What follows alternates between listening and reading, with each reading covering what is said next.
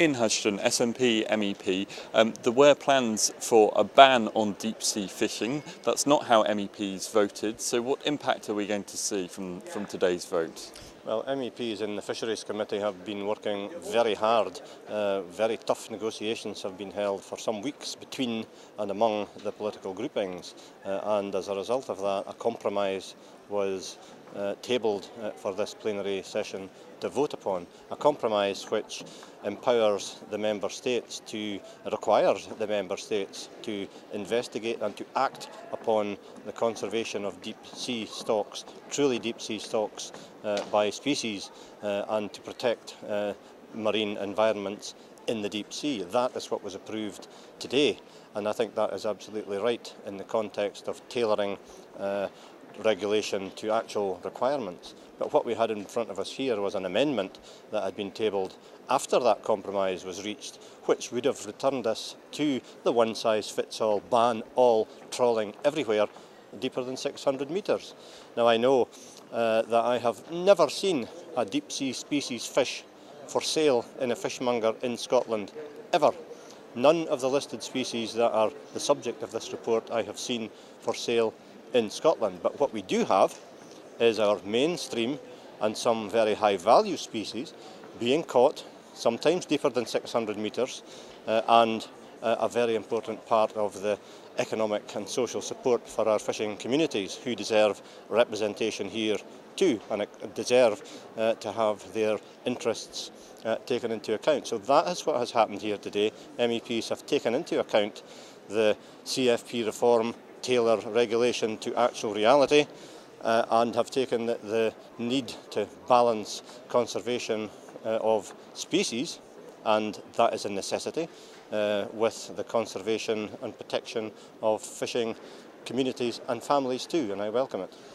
Environmentalists nonetheless have been very critical of the way MEPs have voted. They've been talking about the endangering of the ecosystem, fragile ecosystems of any fishing under below 600 metres.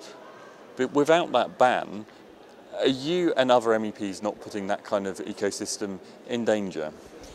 Well, what we are saying, far from it, is in what has been approved today, the compromise that we have approved today after much hard negotiation.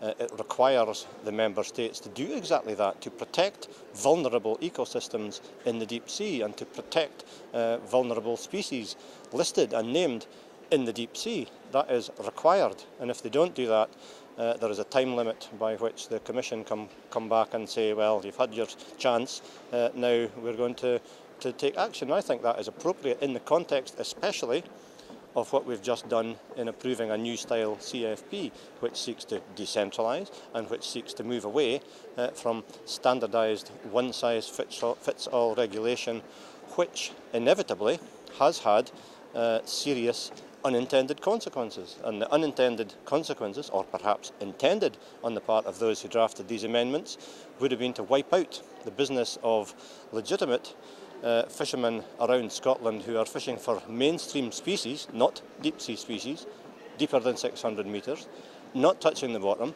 not taking part in any of the destructive activities that have been alleged around this particular issue. So I think we need to focus upon the realities fishery by fishery.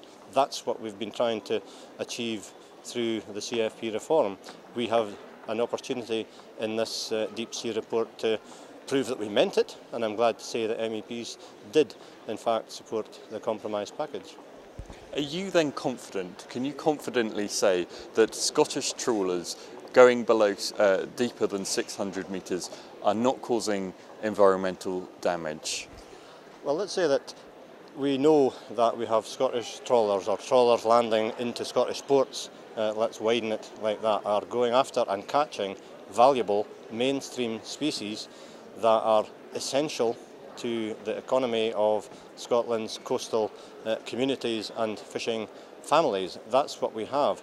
They are not wrecking the bottom because in the process they would be wrecking their own nets, which are hugely expensive. So we have here, fishermen who would have been caught by this 600-metre arbitrarily chosen depth level, who are not, in fact, carrying out the kind of wholesale destruction that has been alleged by certain organisations. Now, we don't deny that there is a necessity to conserve, but let's be very clear that no one has more to gain from successful conservation than fishermen, because it is they who will benefit in the long term, and they know it from sensible conservation measures.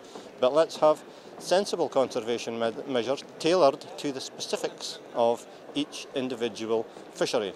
We've had 30 years of proof that doing it on a standardised, one-size-fits-all, centralised process from Brussels has not worked. That's why we've just agonised for 3 years over CFP reform.